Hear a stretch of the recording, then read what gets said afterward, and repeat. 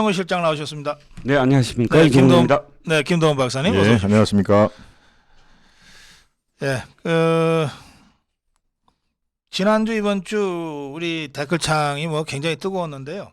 제일 뜨거웠던 문제는 김무성 평통수석 부의장 임명과 관련된 것이었습니다. 두 분은 어떻게 생각하십니까? 평통 부의장 굉장히 중요한 자리잖아요. 부총리급입니다. 그리고 사실상 의장이 대통령이니까 대통령이 그것을 모든 것을 다 할 수 없으니까 실질적으로 이 민주 평통을 다 좌지우지하는 자리이고요. 지금까지 역대 그 부의장을 보면 모든 그 정파에서 초월해서 존경할 만한 사람들이 평통 부의장을 했어요. 제 기억에는 이를테면 뭐 김동용 부의장 같은 경우도 저는 뭐 정파를 초월해서 뭐 문재인 대통령 시절이죠. 임명을 했다고 생각을 하고 그 외에도 몇몇 기억이 나지만 그런데 문제는 김무성이라는 지금 정치인이 정파를 초월해서 그렇게 우리가 존경할 만한 사람인가라는 점. 두 번째는 현 정부에 어떤 기여도 하지 않았다는 점. 임 대통령을 위한 그 어떤 것도 좀 기억에 남지 아니하고요. 그렇다고 해서 임 대통령이 이 김무성 이라는 정치인에게 무슨 빚을 진 것도 아니고 거꾸로 뭐 같은 얘기지만 뭐 결론적으로 말씀을 드리면 이렇게 어마무시한 자리를 굳이 아무런 의미를 부여할 수 없는 정치인한테 자리를 준다라는 건 저도 반대입니다. 네. 예, 저도 당연히 반대입니다. 예, 김무성 평통 부의장 카드는 뭐 여러 가지 다목적 감안을 한 케이스겠지만은 글쎄요, 제가 전에 듣기로도 그렇고 이번 대선에 김무성이 윤석열 대통령 만들기에 상당 부분 기여를 했다고 합니다. 네, 조직을 특히 가동을 많이 했다고는 하는데 글쎄 그거에 대한 보은이라고 하면은 더욱더 문제고요. 또 한 가지 해석이 MB 윤석열 대통령을 둘러싼 MB계 사람들에 대한 이 김무성을 활용을 좀 해야 된다라는 그런 게 주요를 했다고 손치는데 지금은 현재 석동현 사무차장이 있기 때문에 내정 단계에서 뒤집힐 가능성도 저는 있다고 봅니다. 지금 제가 진행하는 아시아투데이 11시 매일 합니다마는 김동원의 하이파이브 시간에도 댓글 우리 고 박사님 말씀하신 것처럼 댓글로 보면은 이른바 자유파의 건강한 상식을 갖고 있는 분들의 거의 절반 이상, 3분의 2 이상은 다 반대 의견을 갖고 있는 거 아닌가라는 제가 생각을 해봅니다. 예. 그 뭐 지금 현대 21세기 정치를 얘기하면서 뭐 삼국지 얘기를 굳이 할 건 없지만은 그래도 가끔씩은 그런 지혜를 좀 우리가 좀 빌려올 필요도 있을 것 같아요. 그 조조의 용인술 중에 말이에요.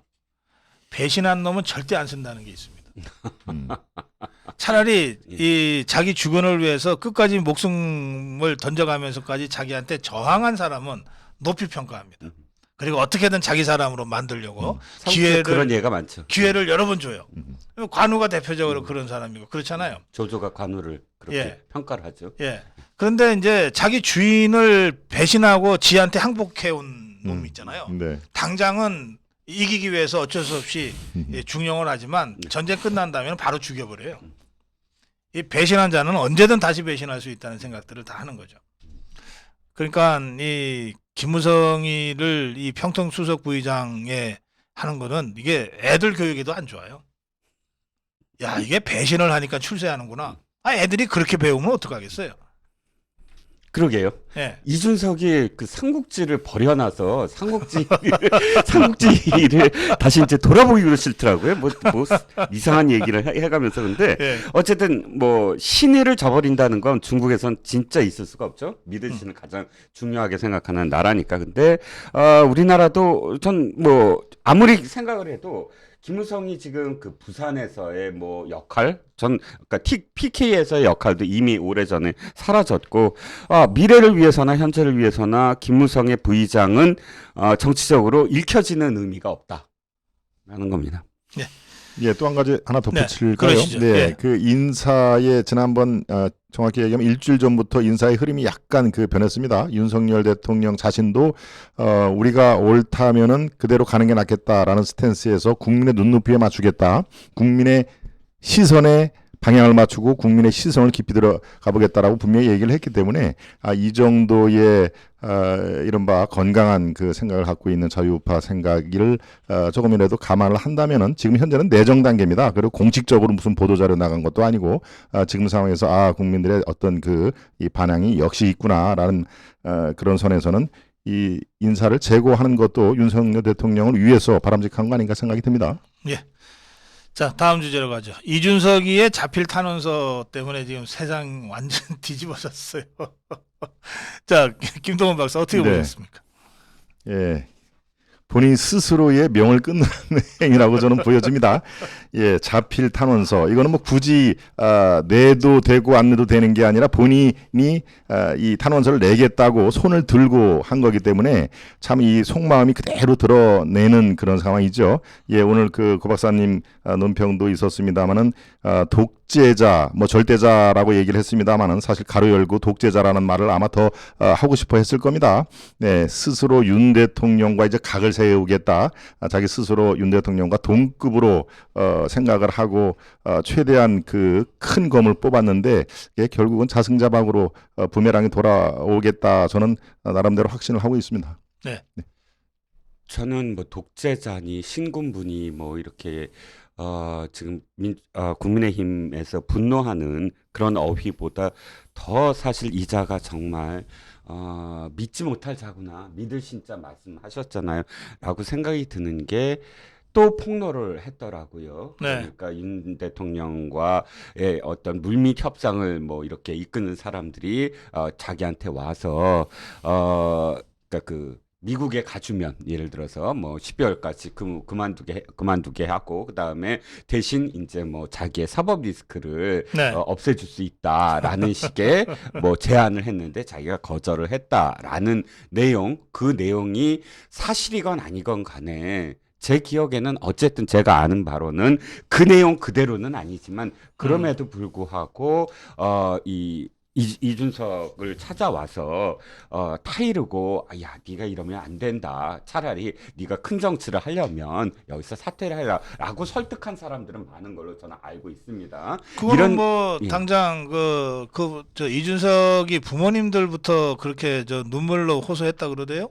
이러지 마라 얘야. 옛날에 뭐 비서했던 사람이 그랬다던데 어쨌든 그 내용을 포함해서 사실상 많은 사람들이 찾아서 얘기를 했을 거예요. 그런데 그것을 탄원서에 야 이렇게 해서 이렇게 협상을 해왔지만 내가 거절했다라는 내용으로 집어넣은 것이 과연 이 사람이 정치를 할 사람이가 앞으로 이 민 대통령이 가장 이 이준석한테 실망을 한 게 당시에 자기가 그 신지호 정무실장이 탄핵이라는 얘기를 언급했을 때 이준석 대표한테 직접 전화를 걸어서 그건 잘못됐다라고 생각을 한다라는 전화를 했는데 그걸 다 폭로를 했잖아요. 녹취를 하고 뭐 그 다 뭐 이렇게 공개를 해서 언론에 그것부터 시작해서 끝까지 사실상 그런 어떤 그 이야기들을 다 폭로를 하면서 자신의 탄원을 요구했다는 것 그런 점도 첫 번째 분노고 죄송합니다. 하나만 더 말씀을 드리면 이것을 또 비난을 하는데 논점을 완전히 다른 걸로 바꾸는 거예요. 즉 자신이 독재자라고 하고 이런 걸 폭로하고 하는 내용으로 공격을 당하자 이 논점을 완전히 내용에 대한 논점이 아니라 폭로에 대한 논점. 즉 이것을 그러니까 국민의힘 측에서 윤 대통령 측에서 이걸 폭로를 했다. 그러니까 이 열람용 열람용 자료를 갖고 마치 장인애들이 처음 본 양 경악을 한 듯이 셀프 폭로를 하고 있다라는 식으로 논점을 바꿔서 지금 이야기를 하는 것도 사실상 이준석 대표가 이게 밝혀지는 거를 두려워하는구나 독재자라는 라는 걸 반증한 게 아닌가 싶어요. 예, 뭐 다들 저녁은 다 드신 시간이긴 하지만 소화 안 될까봐 이준석이 얘기는 그쯤 하겠습니다. 자, 그런데 갑자기 김종인이가 나타나가지고 뭐 윤석열 대통령한테 훈수랍시고 한 게 있어요. 이준석이를 품어라. 김종인이가 그렇게 하니까 그 다음 날 주호영이가 또 대통령이 이준석을 품어야 한다 이렇게 떠들었어요. 그러니까 또 그 다음 날 최재형이가 대통령은 통이 크시니까 이준석이를 품으면 좋겠다 또 이랬어요.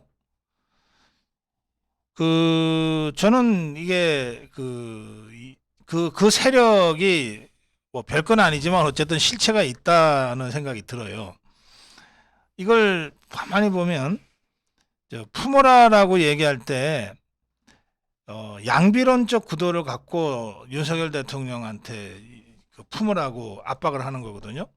그래서 그 구도는 양비론이고 실제로 더 큰 책임은 대통령한테 있는 것으로 딱 가지고 갑니다. 그래서 대통령이 안 품으니까 대통령이 못 품으니까 이준석이가 이런 것 아니냐. 더 나아가서 그것도 못하는 사람이 무슨 대통령이냐. 이런 프레임을 지금 가지고 있어요. 거기에다가 이 주호영이가 전당대회를 뭐 1월에서 또 슬그머니 2월까지 얘기를 꺼냈어요. 이거는 지금 추가 징계가 없으면 이준석이가 그때 가면은 중징계가 6개월이 끝나기 때문에 전당대회 출마가 가능한 이런 시점과 묘하게 맞닿아 있거든요. 그래서 이게 일련의 그런 어떤 이 세력적 장난과 공작이 지금 작동되고 있는 것 아니냐라고 의심을 하게 만들어요. 그 대목에서 오늘 윤석열 대통령의 그 발언이 나왔죠. 내년 전당대회가 이게 무슨 말입니까? 이렇게 된 거 아니에요. 그래서 대통령이 정치 현안에 대해서 이렇게 일일이 얘기하는 것이 좋은 건 아니지만 이 전국이 어쩌다가 이런 자들에 의해서 막 주도되고 있는 것 같고 이것을 브레이크 걸 만한 누구도 지금 없는 상황 아닙니까? 그러니 오죽 답답하면 대통령이 자꾸 이렇게 정치적 발언을 하게끔 됐나 싶은 안쓰러움도 좀 있고 또 그만큼 이런 그 흐름에 대한 윤석열 대통령의 분명한 어떤 의지가 좀 읽혀지는 부분도 있고 좀 그렇습니다. 이 두 분은 이 상황은 어떻게 보시는지요? 김 박사님? 예, 김종인 전 비대위원장 말씀을 먼저 하셨는데 김종인 비대위원장, 최재형, 주호영 물론 결은 조금 다릅니다만은 일단 지금 주류에서 밀려난 분들로 봐도 크게 무방하지 않을까 생각이 듭니다. 물론 최재형 이분은 뭐 종로의 지역구를 둔 아직 본인 스스로가 쟁쟁한 그 현역이라고 생각을 하겠습니다만 특히 김종인 전 비대위원장 지금 현재의 여의도 정치판에서 할 역할이 특별하게 없지 않습니까? 네, 이른바 주류 비주류 이런 그 전쟁에서 일단 비주류로 밀려난 상황이고요.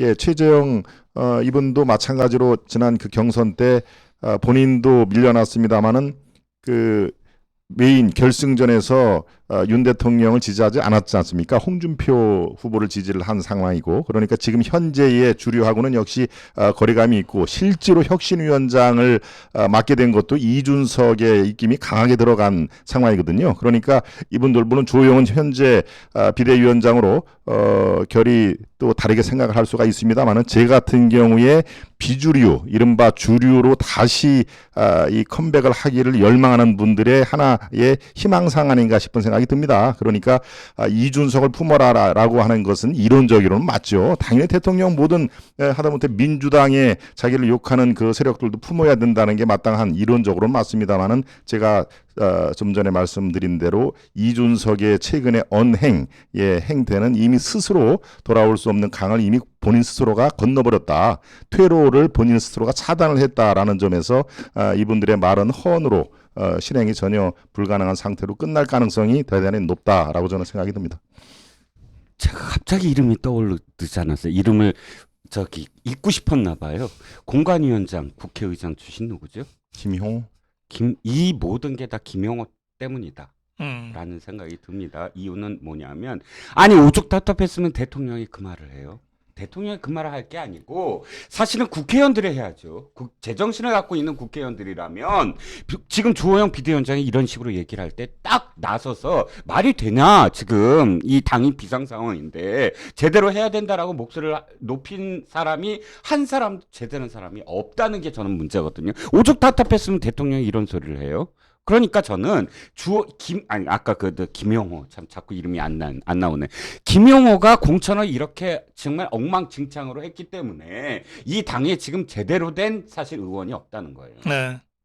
그러니까 제대로 정말 목소리를 높이고 제대로 이 상황에서 지금 국정을 제대로 뒷받침해야 되면 무엇을 해야 되는지를 목소리를 높이는 사람이 없다. 첫 번째. 두 번째는 윤회관이 없기 때문이다. 아니 제대로 윤회관이 있어야죠. 윤회관이 나쁜 건가요? 아니 대통령을 지금 만든 사람들이 지금 우리 저 여권 아닌가요? 여당 사람들? 그러면 여당 사람들이 다 윤회관이 돼야죠. 그래서 나서서 대통령 뒷받침하기 위해서는 이래야 된다. 그 사람들이 윤회관인데 지금 근데 말이에요. 윤회관을 자처하는 호의하는 사람만 있을 뿐이지 윤회관이 없다는 거죠. 그 윤회관이란 단어는 내가 가급적 안 쓰고 싶지만 아 그렇죠. 네, 어쨌든 예, 예. 네. 그 대표적인 윤회관이 권성동으로 돼 있는데 그리고 권성동 장제원 이러잖아요. 이준석이 욕하기 위해서 만든 거죠. 근데 장제원은 요즘 거의 안 나타나거든요.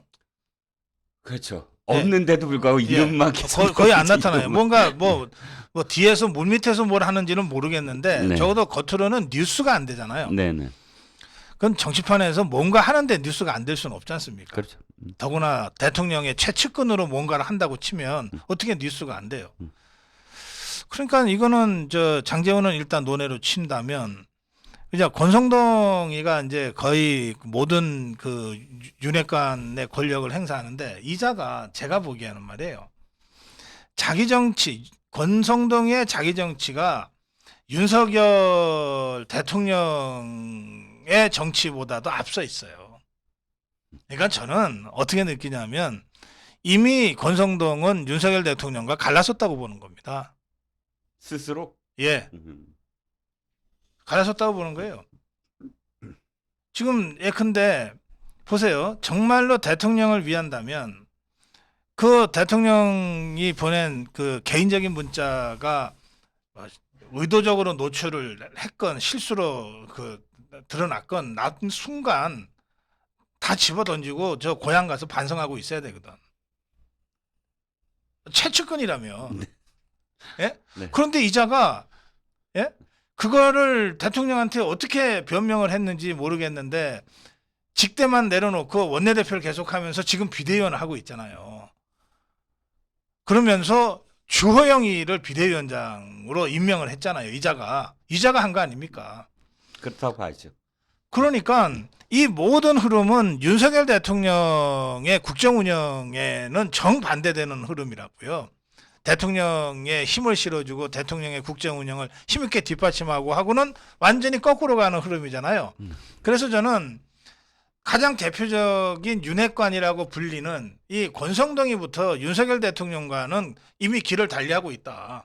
그래서 이게 좀 정치판에 들어온 지 길어야 한 1년이잖아요. 대통령 된 기간까지 합쳐야 1년밖에 안 되는 윤석열 대통령이 참 요즘 외롭겠다. 그리고 힘들겠다. 아니, 안쓰러운 생각이 자꾸 든다니까요. 제일 가깝다고 하는 저 권성동이부터 이미 대통령의 길과는 다른 자기 정치 길을 가고 있는데 그게 안 보이겠습니까? 또 한 가지 해석이 있더라고요. 근데 일단 지금 윤 대통령도 권성동 원내대표를 마뜩찮게 생각한다라는 것은 거의 여의도 정치판에서 팩트로 돼 있습니다만은 네. 그렇다면은 왜 안 보이게 원내대표조차도 후선에서 물러나서 이른바 지금 권성동 책임론 이런 거에 대해서 거기에 비중을 둬야 된다라는 그런 말이 있습니다만은 이른바 우리 말로 순망치앙이라는 게 있지 않습니까? 입술이 없으면은 이도 흔들거린다고 지금 당분간 그런 그 표적을 권성동으로 삼을 필요는 있다라고 하는 그런 그 전략도 지금 거론이 되고 있습니다. 어느 정도나 이게 팩트에 근접한 건지는 제가 아직 취재가 덜 됐습니다만은 앞으로 한두 달 권성동 지금 이제 곧 정기국회가 있지 않습니까? 이 여론의 어떤 그 비난의 화살 이런 것을 권성동으로 일단 한번 물어볼 필요는 있겠다라는 전략. 그래서 장제원도 지금 절대 물 밖으로는 안 나온다라고 하는 것들이 또 서로 연결돼서 지금 여의도의 풍문으로 돌고 있습니다. 네. 어쨌든 저 뭐 김종인이야 뭐 당 밖에 있는 자니까 뭐 논외로 치더라도 주호영이하고 최재형이 그러니까 비대위원장과 혁신위원장이 둘 다 대통령한테 이준석이를 품어라고 공개적으로 요구를 했어요. 그런데 그 이준석이라는 자가 대통령을 독재자라고 지금 차필 탄원서에다가 대놓고 욕을 한 거거든요. 독재자라고 하면 그런 거 아닙니까? 목숨 걸고 싸워야 될 대상이에요. 그렇습니다. 예. 야, 근데 저 사람 독재자라 해놓고 나서 돌아서서 나는 너 룰루랄라 하는 거 그건 아무 의미가 없잖아요. 누군가를 독재자라고 지칭할 때 정치인들이 누군가를 독재자로 지칭한다는 뜻은 내가 목숨 걸고 너와 싸우겠다는 것이 포함되어 있잖아요. 투쟁의 대상이죠. 네. 그렇잖아요. 네. 지금 이준석이는 윤석열 대통령을 투쟁의 대상으로 선언한 겁니다. 그런데 이런 자를 껴안아야 된다, 포용해야 된다라고 혁신위원장과 비대위원장이 이 윤석열 대통령한테 지금 사실상 압박을 가하고 있는 거 아닙니까? 이 엄중한 상황에 아까 이 실장 말씀대로 초선이든 재선이든 삼선이든 국회의원 하나 나서서 대통령의 입장에서 이 상황을 정리하겠다고 나서는 자가 단 하나도 없다는 것이 이게 정말 황당한 일이기도 하고 이건 윤석열 대통령의 정말 불행이기도 하고 그런 거죠. 그에 상대하는 사람들은 많잖아요. 하태경도 있고 조혜진도 있고. 저쪽에서. 예, 뭐 말이 많은데 그거를 상대하는 전 의원도 지금 안 보인다는 건 사실상 윤 대통령이 참 외롭구나라는 생각이 들고 윤핵관은 진짜 한 명도 없구나라는 생각이 듭니다. 네, 그래요. 자, 이쯤 하고 이제 다른 주제로 가보겠습니다. 어제 저는 이 좌파들이 왜 맨날 깨지면서 자꾸 한동훈이랑 붙는지 모르겠어. 박범계, 최강욱이 붙는 족족 한동훈이한테 거의 너덜너덜해져서 KO패 당하는 것 같은데 어떻게 보십니까? 이제 좀 그만 봤으면 좋겠어요. 그 재밌는 것도 한두 번이지. 네. 매번 뭐 일방적으로 그렇게 한쪽이 깨지는 그런 드라마를 그런 어떤 경기를 계속 봐야 되는가 싶기도 하고 예. 문제는 자폭을 하려고 계속 벼르고 있더라고요. 최강욱도 어저께 그래요? 시작한 것부터 사실 자폭이죠. 뭐 모두 신상 발언 자체가 당연히 이 재척 사유가 아니라고 강변하면서 시상반을 시작을 하니까 당연히 거기에 이제 한동훈 법무장관이 끼어들면서 이제 뭐 덱 얘기하면서 이렇게 얘기가 됐는데 예. 결론은 한 가지입니다. 이들이 지금 한동훈에 말려들고 있다는 거예요. 뭐냐면 제대로 이슈를 갖고 만들어야죠. 법사위는 지금 이슈가 많아요. 예. 솔직히 자기네들이 해야 될 이슈도 많고 그런데 하다 보면 한동훈 지금 동영상이 어떻게 되냐면 한동훈이 이 만방으로 깨뜨리는 장면만 계속 연출이 되는 거예요. 예. 다른 장면은 없어요. 네. 그러니까 다른 장면들에서도 사실은 정책적인 측면이나 다 보여질 수가 있는데 자 한동훈은 지금 두 가지입니다. 법사위 하면 법사위원 깨는 거 하고 또 한 가지는 뭐냐면 그 이전에 법무부 장관이 안 했던 거를 다 하고 있어요. 이를테면 이게 교도 행정 그러니까 검찰만 지금 다스리는 게 법무장관이 아니잖아요. 근데 지금까지 그 어떤 법무장관도 못했던 교도 관들의 처우라든지 또 교도 행정의 혁신이라든지 이런 것들을 만들면서 교도 네. 행정 완전히 바꾸고 있죠. 그 위에 뭐 굉장히 이슈가 되는 것들이 많이 있습니다. 특히나 또 뭐 이 스토커들 전자발찌 이거는 시민단체에서 그렇게 하라고 그랬지만 인권 문제로 작년에 안 했어요. 하지만 발찌하겠다라는 순간 엄청나게 이것도 이슈가 됐거든요. 예. 이렇게 법무부 장관으로서 그 전에 하지 않았던 고작해야 뭐 상임위 열리면 무슨 소설 쓰시네 이렇게 했던 그 법무부 장관과 대비되는 모습을 보이면서 이들이 지금 사실상 한동훈 장관을 이미지를 구축해주고 있다. 네. 근데 생각을 달리하고 정말 바꾸지 않는 이상에는 이게 완전히 고착화될 것 그래요. 같다라는 겁니다. 네. 네, 이 최강욱, 한동훈 우리 시청자 여러분들이 대부분 다 거의 그 공감대가 형성이 됐겠지만 감정대 품격이 격돌을 하면은 이미 승부는 초반에 결정이 된다. 라는 걸로 저는 한마디로 요약을 하고 싶습니다. 네. 예, 제가 오늘 오전에 한 제 방송에서도 마찬가지로 그 얘기를 하면서 제가 예를 하나 들었는데요. 갑자기 이제 그 장면이 떠올라서 미국의 미셸 오바마의 이제 부인이죠. 예, 트럼프 쪽에 하도 공격을 하니까 기자 간담회 때 그런 얘기를 했습니다. 예, 그들이 저급하게 노를 때 우리는 그래도 품격 있게 high로 가야 된다. 예, 영어로 조금 써서 죄송합니다만은 when they go low we go high.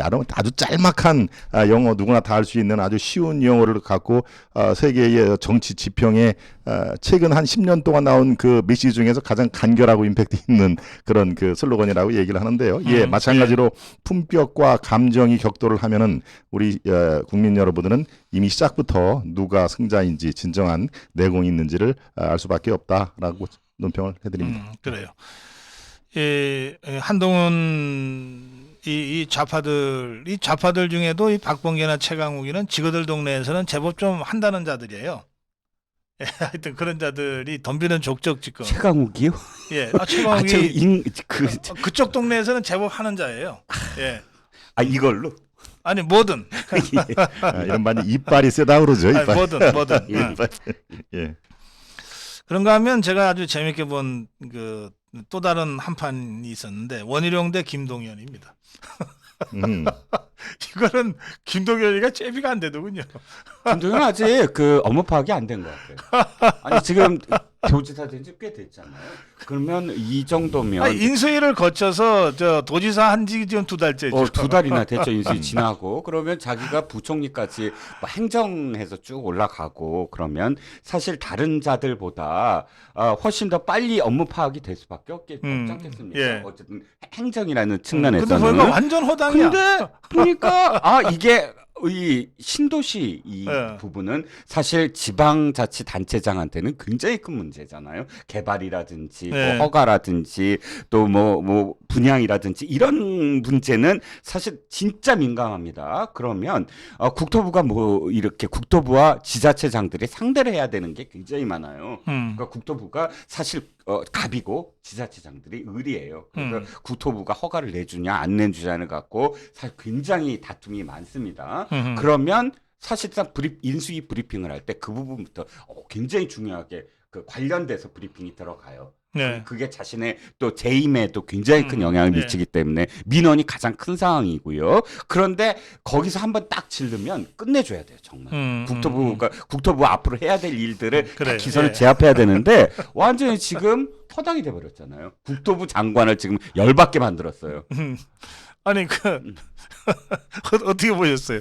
네, 원희룡 대 김동연 대 원희룡 뭐 이 글쎄 내공에서 이번에 차이를 많이 보였고요. 이 언론을 대하는 자세도 마찬가지로 그런 그 허점이 김동연 후보 지금 이제 지사죠. 그런데 사실 기재부 출신의 관료들한테 얘기를 이렇게 들어보면요, 김동연 부총리까지 지냈습니다마는 조금 이렇게 뭡니까 거품이 많이 대외적으로는 참 이미지가 좋지 않습니까?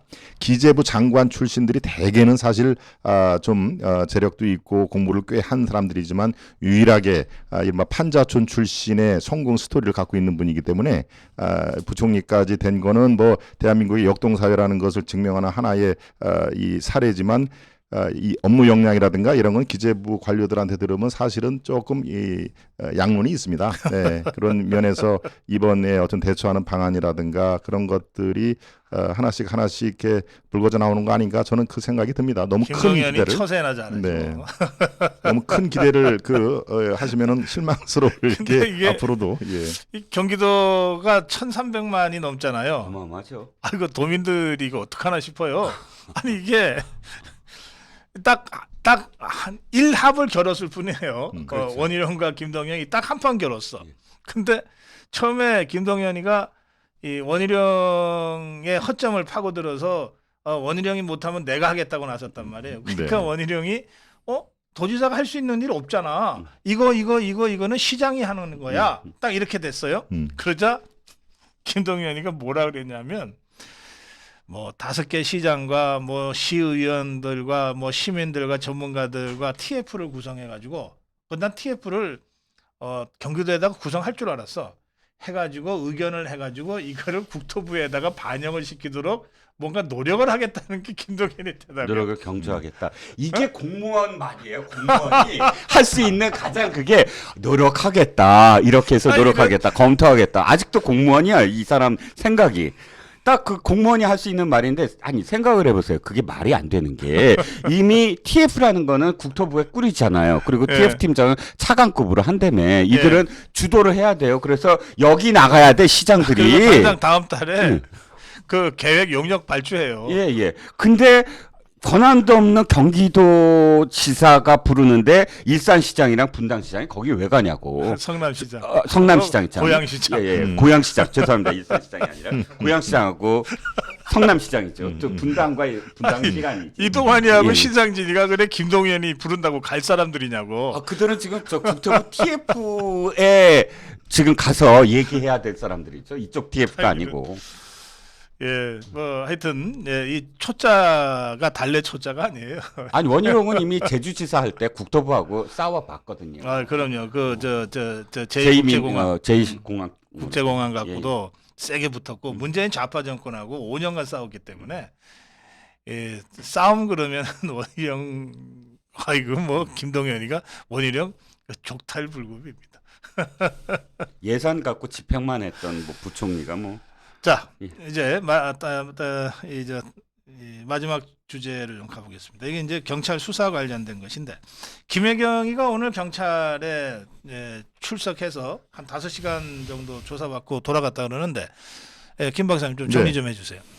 예, 김혜경 오늘 출두를 한 게 지난주에 예고가 돼 있었습니다. 예, 경기 남부경찰청에서 수사가 진행을 하고 있는데 이미 이 김혜경을 제외한 나머지 이제 보강 수사라든가 증거 파악 이런 것들이 다 됐다고 하죠. 그리고 이 법카 유용 여부를 그 현장에서 확인을 700군데에서 했다고 하는 얘기를 제가 취재 기자로부터 보고를 받았는데요.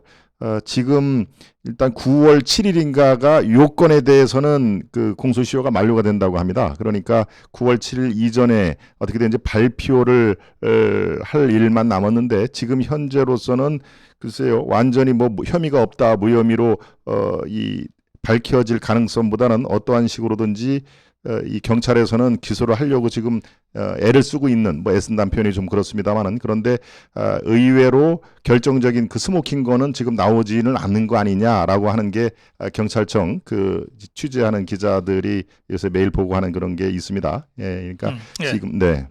그래. 애쓰더라고요 이재명 측에서 7만 8천 원짜리라고 이번 수사가 글쎄. 그 5억 5천만 원을 그것도 최저로 따져서 5억 5천만 원짜리 지금 횡령 금액이 총액이 그렇죠. 횡령 금액만 법카만 따지면 2억이고 나머지 3억이 넘는 돈은 지금 배소연 씨가 성남시장 시절부터 전혀 그러니까 세금으로 원래 그 성남시장 시절에 이 사람이 왜 들어갔냐면 성남에 오는 외국 사절이나 외국인들을 의전을 해야 되는 총무과에서 그렇게 해서 뽑았는데 그 일을 하나도 하지 않고 성남시장 그리고 경기도지사 부인을 이렇게 그 수발을 들었으므로 국고가 낭비된 금액이 3억 5천이다. 그래. 합쳐서 이제 5억 5천. 그러니까 법카 쪽은 2억이 넘는 근데 돈. 이 이자는 그걸 7만 8천 원짜리라고 주장을 하면서 지금 버티고 있는 겁니다. 그 아예 보도자를 2번씩이나 그 똑같은 내용으로 뭐 이게 출석 요구서가 왔다. 7만 8천 원짜리다. 이번에는 출석한다. 7만 8천 원짜리다. 똑같은 내용으로 이렇게 그 보도자를 했는데 참 애썼다라고 속이 훤히 들여다보는 얘기죠. 애썼다라고 예. 생각이 들고요. 예. 두 번째는 지금 착각을 하고 있는 게 9월 9일 날까지 해야 되는 건 이들이 얘기하는 정치자금법에 위반됐을까 하는 7만 8천 원짜리만 있는 건 맞습니다. 예를 들자면 그거는 왜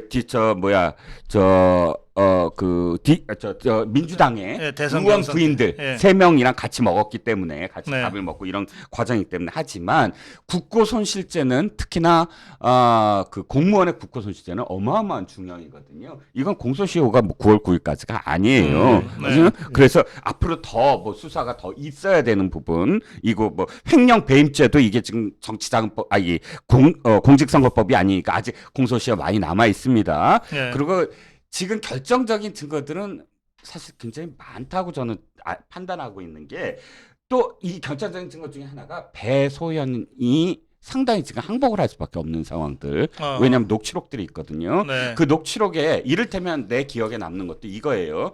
지금 그 7급의 그 제보자 A 씨가 배 씨하고 통화를 하잖아요. 배 씨가 뭐 이렇게 해, 저렇게 해 하고 막 명령을 내리잖아요. 근데 그때 당시에 이 김혜경 씨하고 통화를 동시에 합니다. 그러니까 녹음이 된 거예요, 녹취가. 네. 이자 A 씨하고 통화를 하다가 갑자기 배 씨가 이 김혜경 씨하고 통화를 해야 되는 바람에 잠깐 기다려 하고 얘기를 하는데 아 사모님 여기까지 이건 지시하신 거 이렇게 수행했습니다. 어허. 뭘 했습니다. 이 기록은 배 씨의 핸드폰만이 아니라 사모님의 핸드폰에도 분명히 기록이 돼 있을 테고. 아하, 예. 그러면 그 지시를 몰랐다. 오늘도 지금 78,000원 나는 내 밥만 먹고 나랑 같이 밥 먹은 사람들은 누가 계산했는지 모른다라는 거. 내가 지시를 안 했다라는 것이 바로 이 녹취록에 수많은 사모님이라고 표현되는 지시를 받은 상황들이 예. 나와 있다는 거예요. 그러니까 연계가 안 될 수가 없다. 예. 그래서 어쨌든 지금 시청자분들이 오해하실까봐 제가 말씀드리면 9월 9일에 공소시효가 만료되는 건 공직선거법밖에 없다. 그렇죠. 그 78,000원. 78,000원. 맞습니다. 예, 그거밖에 나머지 없죠. 예. 계산이 안 되지만 어쨌든 5억 4천 얼마는 아직 많이 남아 있다. 알겠어요. 예. 예. 예, 또 한 가지 예. 덧붙일 만한 게 예, 경찰이 지금 주력해서 수사를 하는 것 중에 하나가 배소연 씨 관련된 부동산. 네. 네, 그것이 전체적으로 지금 이재명의 그 자금 흐름 이런 거와 연결이 돼서 상당히 주목거리입니다. 그리고 이 두산 건설 등등 네이버 등등이 연관이 된 성남 FC 예, 75억인가요? 그 돈이 지금 어디로 갔는지 증발이란 얘기까지 나오지 않습니까? 네. 그거와 배소연 씨 연관된 부동산 이게 어떤 식으로든지 연계가 돼 있을 거라고 저는 이렇게 합리적인 추론이 가능한데 경찰이 수사력을 집중하는 게 바로 요 대목이라는 그래요. 그 얘기도 예. 있습니다. 숨진 채 발견된 그 사람 있죠. 요 배소연 소유의 네, 핵심에서 그렇습니다.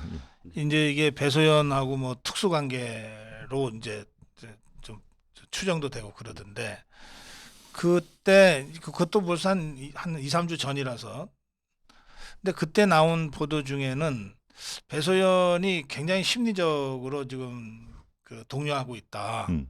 이제 그런 얘기예요. 여러 가지 의미에서. 네. 아주 그 가까운 사람이 그 숨진 채 발견된 그로부터 받은 어떤 인간적 충격도 있는 것 같고 또 사건의 핵심 관계자잖아요. 지금 이 배소연이. 예, 그런데 자기보다는 덜 핵심적인 일을 한 사람이 숨진 채 발견됐으니까 예, 거기서부터 오는 어떤 그 두려움 같은 것도 있을 수 있겠고 그래서 배소연을 빨리 신원을 확보해서 보호해야 된다 이런 걱정들을 당시에 많이 했습니다. 예. 근데 이런 상태라면 뭐 이게 저 수사 과정에서 배소연이 어떤 진술 이미 수사 받고 나왔잖아요. 네. 어떤 진술을 했을지 사실 아무도 짐작할 수 없는 거거든요. 그거 어떻게 보십니까? 일단 우리가 추론을 하려면 그 극단적 선택을 했다라고 가정을 했을 때 네. 이 그 극단적 선택을 했던 이 남성은 굉장히 불안했다고 하잖아요. 경찰 소환 직전까지 집에도 안 들어가고 회사에서 네, 있는데 회사에서 숙식을 하는데 같이 있던 사람이 굉장히 불안해했다더라. 근데 이 사람 불안해했던 이유가 뭘까요? 자기가 경찰에 나가서 어디까지 이야기를 해야 되는가에 대한 아무도 거기에 대해서 자기를 방어를 안 해줬기 때문이다라고 여겨져요. 누군가 방어를 해줬다면 변호사를 또는 대동한다거나 하다못해 관리를 해줬다면 뭐 가이드라인이라도 줬다면 그럼 이렇게- 내가 여기까지 하면 되지. 이렇게 회사에서 이 자기 직원 앞에서 불안해하는 모습까지 노출을 할 정도라면 거기에 대해서 지금 커버를 안 해줬다는 거고 지금 막상 갔는데 갔다 돌아와서 사실 바로 그런 선택을 했다는 건 충격을 받았을 테고 그 충격은 뭐냐면 자기가 방어하려고 했지만 너무나 더 많은 사실들을 경찰이 알고 있었다.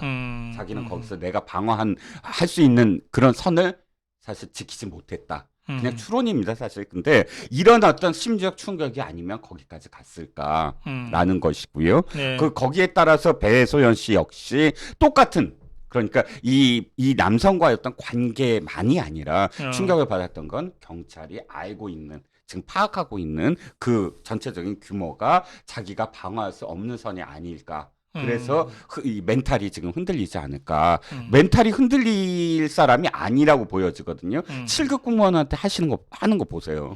지금까지 수년을 9년을 그렇게 살아온 여잔데. 알겠어요. 이 그 배소연 씨 지인, 그러니까 극단적인 선택을 한 그 지인이 여러 가지 지금 의혹 중에 하나가 자기 명의로 된 카드 5장을 지금 빌려줬다는 거 아닙니까? 네. 빌려주고 그것이 불법으로 사용됐다는 게 경찰 조사가 드러나고 지금 이제 참고인으로 들어갔지만 참고인에서 피의자로 바뀔 가능성이 대단히 높았다. 그러니까 상당히 이 의기소침한 거는 물론 이 불안의 정도가 굉장히 심했다. 그리고 불법 의혹이 아니라 이제 불법에 연루가 됐기 때문에 이 사람이 극단적인 선택을 할 수밖에 없는 정황은 매우 뚜렷했다라는 것이 지금 경찰 쪽에서 나오는 얘기입니다. 그러니까 이게 이번에서 끝나는 게 아니라 당연히 그 카드를 빌려서 받은 배수연 씨 위의 상급자는 당연히 김혜경, 이재명이 되는 것이죠. 이게 이제 그래요. 중간에 고리가 끊어진 거기 때문에 경찰이 이것을 어떻게 이음매를 잘 하느냐, 그거에 수사의 초점이. 알겠어요. 이재명이도 자기가 기소될 거라고는 아는 것 같죠? 그건 너무 그 너무 당헌을 명확하죠. 고친 거 보면 네네. 그렇죠. 네, 명확하죠. 그래서 제가 그걸 보면서 이런 생각을 했어요. 이게 우리나라는 이제 사상 초유의 일이 많이 일어나는 나라잖아요. 네. 그만큼 정치의 역동성이 살아 있어요. 그러니까 저 이재명이를 구속 기소를 하면 그러면 저자들이 당헌 고쳐가지고서 기소 1심 유죄 나오기 전에는 당직을 유지할 수 있도록 이렇게 고쳐놓은 거 아니에요. 그렇죠. 그렇죠. 그러면 구속된 제1야당을 우리가 볼 수 있지 않을까?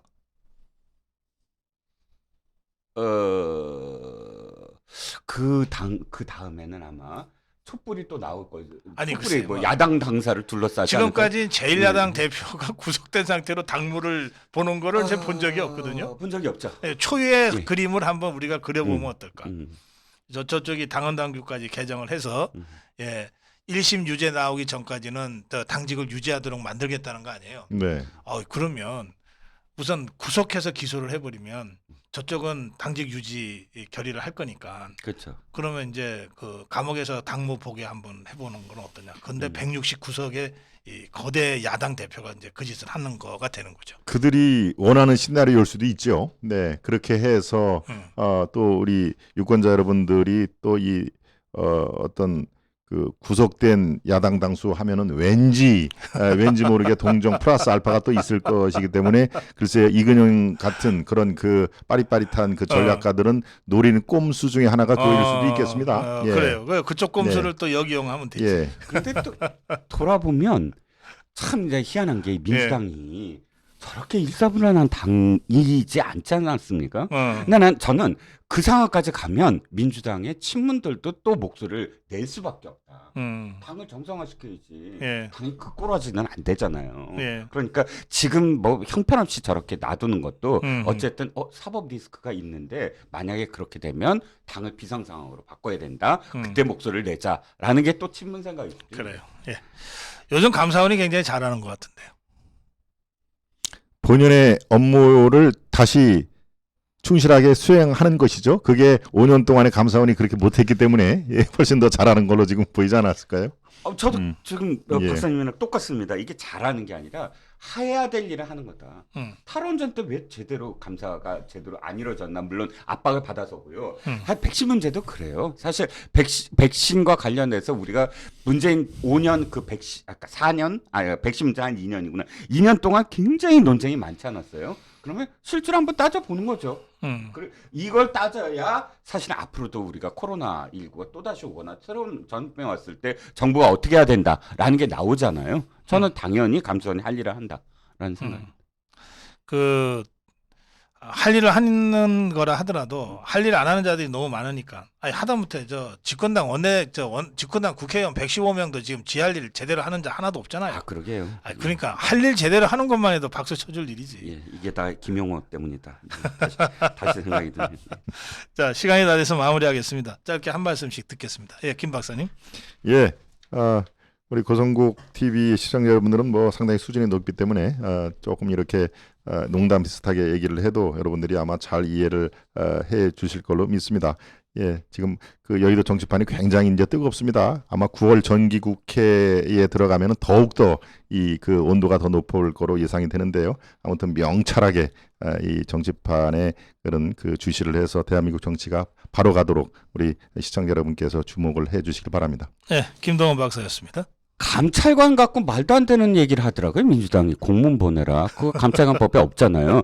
근데 왜 그러나 봤더니 네. 이자들이 딱 세 가지가 배가 아파. 지네들이 안 했던 거 하는 게 되게 배가 아픈 거야. 그렇지. 첫 번째는 뭐냐면 청와대 이전. 예. 한다고 뻥뻥 해놓고 저 윤석열 대통령이 하니까 그거 갖고 시비 거는 거. 안 하는. 두 번째는 도어 스태핑.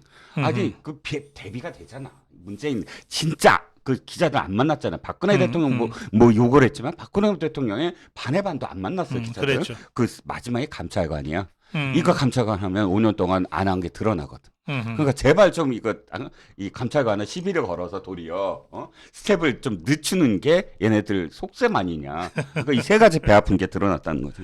알겠습니다. 아주 재미있는 분석입니다. 자, 두 분 이슈 체크 이종근 실장 그리고 김동원 박사 함께했습니다. 고맙습니다. 감사합니다.